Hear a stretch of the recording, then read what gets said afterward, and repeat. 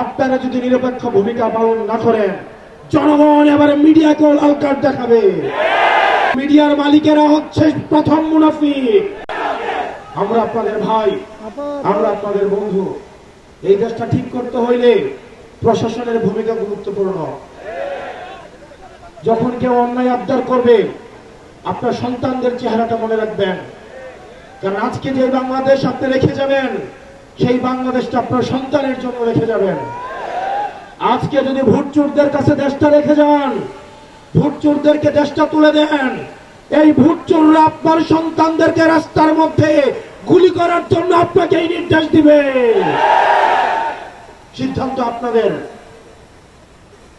প্রিয় সিডিসিরা, এসপিএসআইরা, সিদ্ধান্ত আপনাদের। আপনারা কি ক্ষমতা ভোটচোরদের হাতে তুলে দিবেন নাকি জনতার হাতে তুলে দিবেন?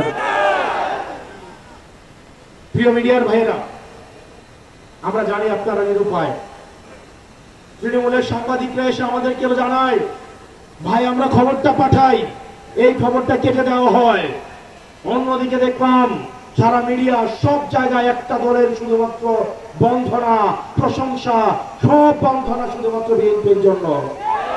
কি নির্লজ্জ মিডিয়া! মিডিয়া খবরের মাঝে মাঝে বিএনপির প্রচারণা চালায়।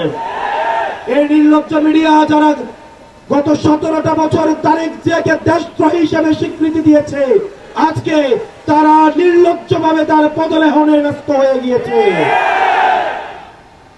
প্রিয় মিডিয়ার ভাইয়েরা, আপনাদের চরিত্র বদলাইতে হবে।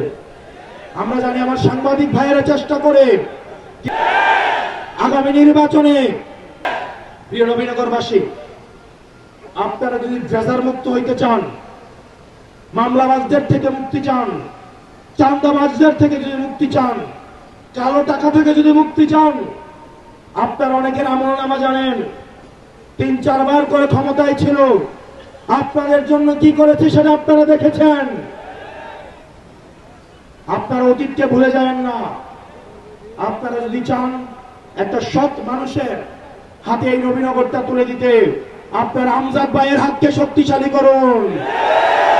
আপনার আমজাদ ভাইয়ের হাতে শক্তিশালী করুন। ওনার অর্থ নাই আমার মতো সহায় সম্বলহীন, বংশ পরিচয়হীন, কিন্তু আল্লাহ যাকে উপরে উঠায় সারা পৃথিবীর মানুষ তাকে নিচে নামাতে পারে না। ভাগ্যের কি নির্মম পরিহাস!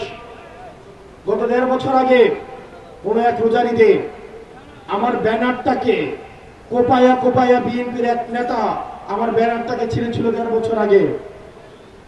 কিচ্ছু বলি নাই, আল্লাহর কাছে বিচার দিছিলাম। গত 1.5 বছর আগে, এই 1.5 বছর পরে আল্লাহর কি বিচার! উনার ব্যানারটা লাগানোর ক্ষমতা পর্যন্ত আল্লাহ ওনাকে দেয় না। প্রিয় নবীনগরবাসী, নবীনগর আপনারা কেমন দেখতে চান? সমৃদ্ধ, উন্নতি এবং প্রগতির পথে যদি নিতে চান, সৎ এবং যোগ্য মানুষের কোনো বিকল্প নাই। সিদ্ধান্ত আপনার নিতে হবে। ভোটের আগের দিন রাতে অ্যাডভান্স টাকা খেয়ে আপনারা কি চাঁদাবাজের হাতে নবীনগর তুলে দিবেন, নাকি নিজের পায়ে হেঁটে গিয়ে আপনারা একটা সৎ মানুষের কাছে তুলে দিবেন?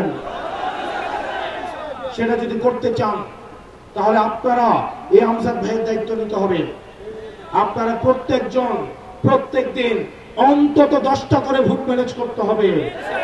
প্রত্যেক বাড়ি বাড়ি যাইতে হবে, ঘরে ঘরে যাইতে হবে।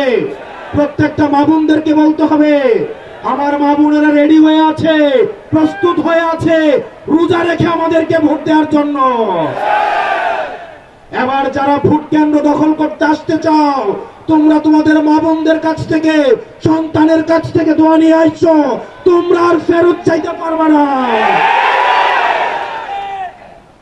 সকাল 7:30টায় ভোট দিতে আসবেন। আমরা ফলাফল নিয়ে বাসায় ফিরবো ইনশাআল্লাহ। আপনারা প্রত্যেকেই মনে রাখতে হবে, প্রার্থীর কাছে কিন্তু ভোট নাই। ভোটের জন্য জনগণের কাছে যাইতে হবে আপনাকে। যে অন্য রাজনৈতিক দল করে বিশ্বাস করেন, আল্লাহর উপরে তাওয়াক্কুল করে বলছি, তারা অপেক্ষায় আছে রিকশাতে ভোট দেওয়ার জন্য। তারা হয়তো চান্দার জন্য, ধান্দার জন্য, এই নির্বাচনে কিছু ইনকামের জন্য তারা হয়তো মিছিল মিটিং গুলাতে যায়, কিন্তু ভোটটা দেখবেন রিকশাতেই দিবে। আপনারা তাদের কাছে তো আমাদের দাওয়াতটা পৌঁছাই দিবেন। আপনার প্রত্যেকটা ভোটারের কাছে, সে হোক আপনার বিরোধী, সে হোক আপনার পক্ষের, সে হয়তো আপনাকে দেখতে পারে না, সবার কাছে আপনার দাওয়াত পৌঁছাইতে হবে।